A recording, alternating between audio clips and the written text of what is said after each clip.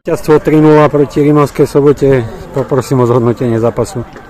Myslím si, že sme podali veľmi dobrý výkon. Začali sme veľmi dobre, mali sme tam dve veľké šance, ale išli sme do gólu. Myslím si, že chlapci to dneska poctivo odmakali a takým poctivým výkonom sme to strhli na našu stranu. Super. Gólu Maťo Pavlík po nacvičenom signáli, ako si to videl?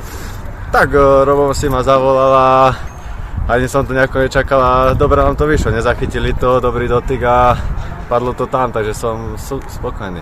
Super výkon dneska celého týmu, čakal si to?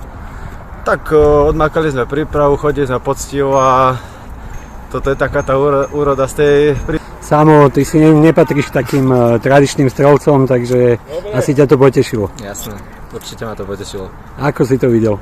Tak kričal mi kapitán, že nech tam nabehnem hore a Jaďo. A chvála Bohu, obrancovi zasvietilo slnko, preskočila lopta a už som išiel sám, takže už to bolo v mojich rukách. Ako si to ty videl celý ten zápas, výkon svojho týmu? Celý zápas, odmakali sme to, makáme ako vždy jeden za druhého a asi sme si to zaslúžili, teda určite.